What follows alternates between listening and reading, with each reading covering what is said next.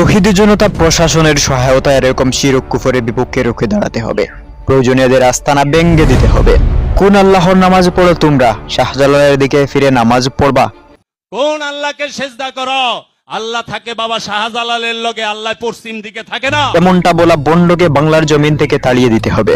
মাজারে আগুন জ্বালিয়ে চতুর্দিকে ঘুরার মাধ্যমে ভবিষ্যৎ বিপদ থেকে রক্ষা পাওয়া যাবে বলে বিশ্বাস করা হয়।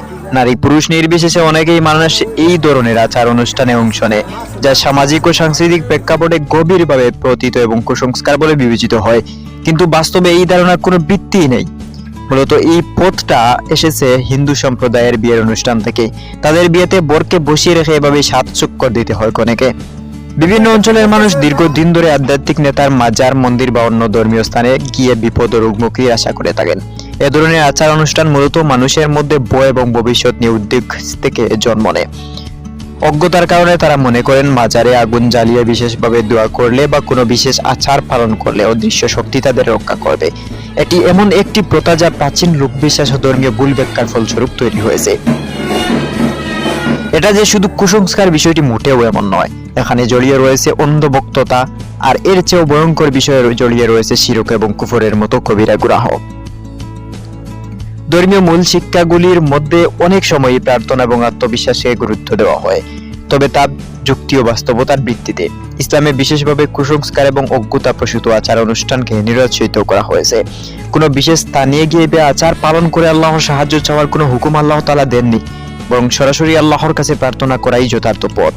এ ধরনের ভ্রান্ত ধারণা সমাজকে নষ্ট করে দেয়। মানুষ নিজেদের বিপদ মুক্তির জন্য কার্যকর পদক্ষেপ গ্রহণের পরিবর্তে কুসংস্কারমূলক আচারে নির্ভর করে, যা তাদের প্রকৃত সমাধান থেকে দূরে সরিয়ে রাখে। এমনকি শিরক এবং কুফরের আশ্রয় নেওয়া ঈমানও হারিয়ে ফেলে।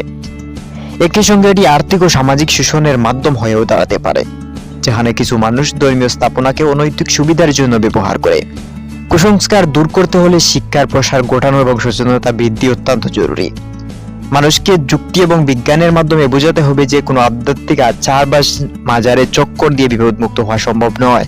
একই সঙ্গে ধর্মীয় শিক্ষার সঠিক ব্যাখ্যা প্রদান করা প্রয়োজন, যাতে মানুষ কুসংস্কার থেকে মুক্ত হতে পারে এবং স্বাভাবিক বা বাস্তবিক জীবনে ফিরে আসতে পারে। এরপরেও যদি এসব কুসংস্কার সমাজ থেকে কিংবা মাজার থেকে বন্ধ না করা হয়, তাহলে তৌহিদি জনতা প্রশাসনের সহায়তায় এরকম শিরক কুফরের বিপক্ষে রুখে দাঁড়াতে হবে। প্রয়োজনে এদের আস্থা ভেঙে দিতে হবে, কারণ বোঝানোর পরও যারা বোঝে না তাদেরকে এভাবে রুখে দাঁড়িয়ে বোঝাতে হবে। প্রয়োজনে তাদেরকে দেশ থেকে তাড়িয়ে দিতে হবে।